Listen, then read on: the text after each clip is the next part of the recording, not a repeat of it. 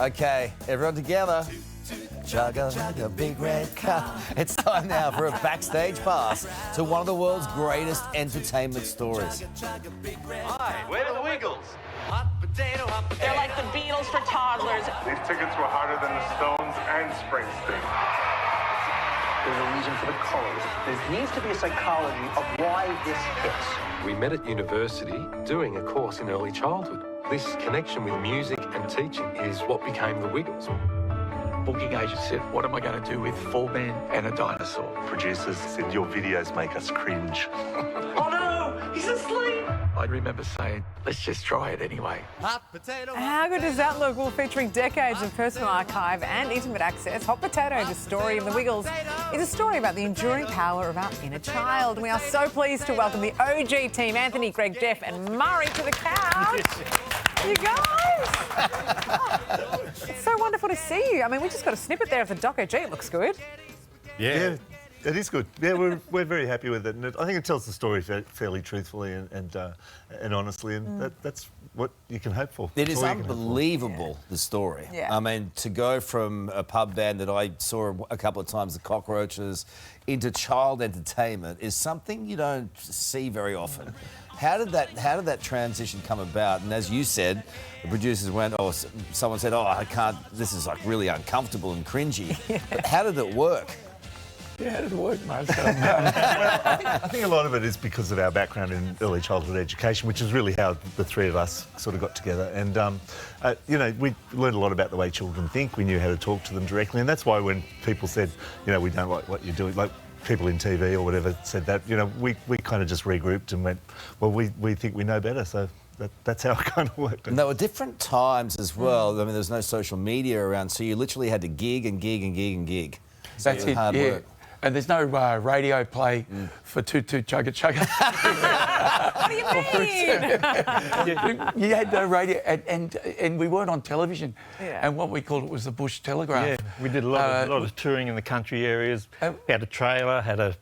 Yeah, we did shows with the Nursing Mothers Association all around Australia. Play group association. They would sell the tickets and get a percentage.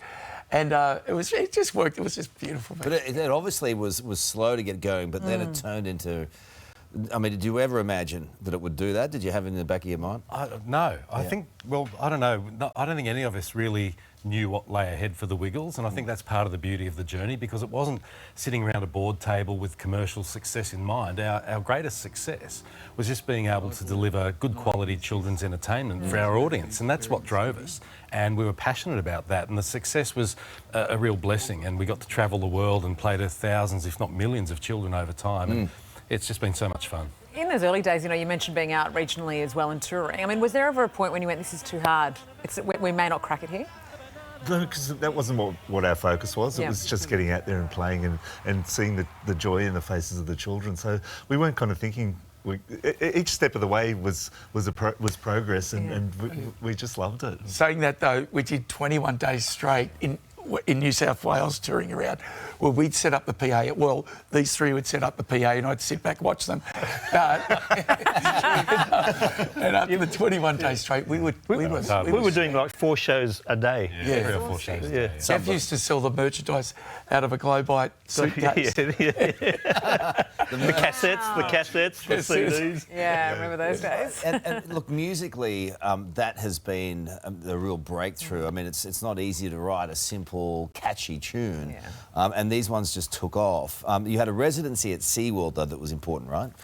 Yeah, it was when we went to America. We just went there really as some sort of adventure. We didn't sort of think, let's crack America.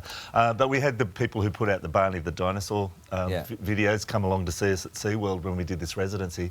There's a picture there of Barney. And they put out the videos and then eventually got us on the Disney Channel, and that's when things changed in America. The reason we trusted them, because they'd worked with dinosaurs as well. We can get back with them now. Well, Alex, who does our sport here and many other things, he doesn't believe in dinosaurs. But anyway, how did Wake Up Jeff come about? Tell us about that. Because I am so shy, really, and it was a way of getting me involved on stage without having to actually do anything. These guys had the early childhood training, but I had not a clue. So it suited me quite Yeah, it really Look suited at me. you, little Jeffy. Lapping it up. What a job. But having this documentary now, I was asleep most of the time, so I'm looking back and seeing all this new stuff. Oh, did that happen? Yeah. And look, I mean, literally the tickets to your concerts, the celebrities who wanted to be able to bring their kids along. I mean, that's just a mind warp, isn't it? They even played Madison Square Garden, went to, Washington, 10,000 people at the show. All these celebrities came along. Amazing. And, Chris Martin from the group Coldplay, he came to Madison Square Garden to check it out, not to check us out.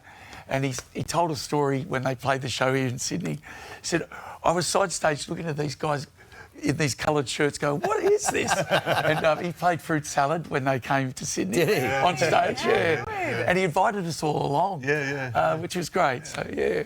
What Awesome. an incredible legacy, you guys. Congrats. Yeah. Thank you. And it goes on now with a new generation. It's just fabulous, the impact you've had on a lot of lives. So congratulations, guys. And check it out. The Hot Potato, the story of the Wiggles, is available to stream on Prime Video tomorrow, and I'll be doing just that. Good on you, lads. Welcome back. Sam Moran first shot to fame in 2006 when he slipped on that coveted yellow skivvy, becoming the newest face of the Wiggles, a role that would span for 6 years, until original yellow Wiggle, Greg Page, decided to just make his return. So almost 11 years later, Sam's now sharing his side of the story in a brand new documentary. There's a reason for the colours. There needs to be a psychology of why this hits. We met at university doing a course in early childhood. This connection with music and teaching is what became the Wiggles. Oh no, he's asleep! I remember saying, let's just try it anyway. All of a sudden we were doing 10,000-seat arenas. It was just... 3 more tomorrow. We'll get there. People didn't really talk about mental health much in the 90s. If you're successful, then what do you got to be sad about? Greg Page is suffering a mystery illness. It means that my body doesn't pump enough blood or it goes. Now I'm going to hand over the yellow skivvy to the new yellow Wiggle, Sam Moran. The film is called Hot Potato, the story of the Wiggles, and Sam joins us live in studio with more. Hey, Good morning, how are you? Good morning, thank you for having me. Gosh, what a flashback, Hart. Tell us about that time in your life in 2006 when you took on the skivvy. Yeah, it was, I'd obviously been filling in for a while. I'd filled in hundreds of times before being asked to step up in the big step up. But yeah, it was a time when, you'd think it would be an automatic, do you want to take on this job full time? Obviously that comes with a lot of other things, and you realise it's going to change your life forever. So certainly something I had to think about in a bit more detail. How did the role change your life? Certainly it went from overnight to people kind of not knowing who you were to suddenly people calling out on the streets and saying, Sam, thinking it was somebody you went to school with, and clearly not. Yeah, but I mean, you did that role for 6 years, and then Greg decided he's going to come back to it, which was kind of, at the time, for a lot of parents out there, because we were watching you. I had kids, my son Leo at the time, as you know, you've met Leo. Absolutely. We were like engaged with you, and then that sort of swapped out. So it was very disconcerting for like a lot of parents at home to know what to do with that. But for you, it would have been much harder because you were just sort of ceremoniously, dumped, really. Looking back on it now, we've had some time. You've had much success of your own now. You've just come back from New York. But when you look back on that now, how do you sort of feel about it? Yeah, I saw the documentary for the first time at the premiere the other night, and I got involved with the documentary hoping that there'd be a kind of a chance to kind of revisit that and maybe close some doors and be able to move forward. Sadly, I kind of was a bit disappointed with the way that departure was represented in that. So seems a little creative rewriting of history, but. So you don't feel like it went the way it actually went in real life for you, the way it's been sugar-coated in the film? Yeah, I'll let probably the audience decide that, how they think about that. But certainly I was disappointed how that was represented, for sure. What were you hoping for in being involved?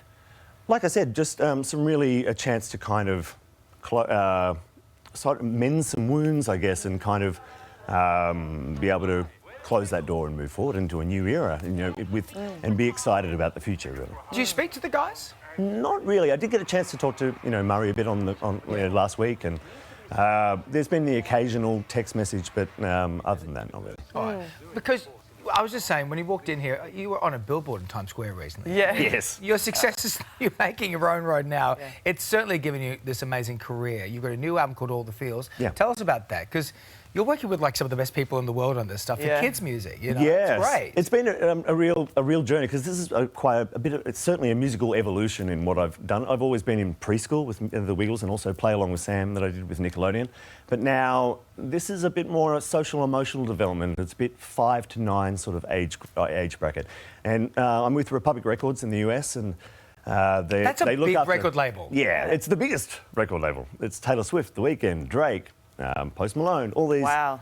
Anybody that's in the pop world is there, and I'm their first kids act. Wow, that's fantastic. That's Congratulations. Yeah.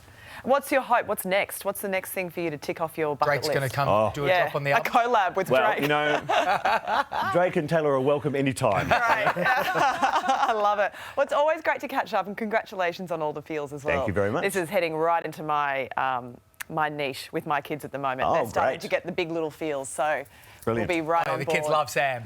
Love to have you on. Thank you, Thanks, Sam. Angela. And you can listen to Sam's new album, All the Feels, on all streaming services now. Hey there, Today fans. Sarah and... What's my name again? Oh my goodness, Carl. Hey, thanks for watching our YouTube channel, though. Subscribe now for more news, special reports, and amazing Aussie stories. And Carl misbehaving, Whoa, of course. that never happens. Always happens. What's she talking about? Always happens.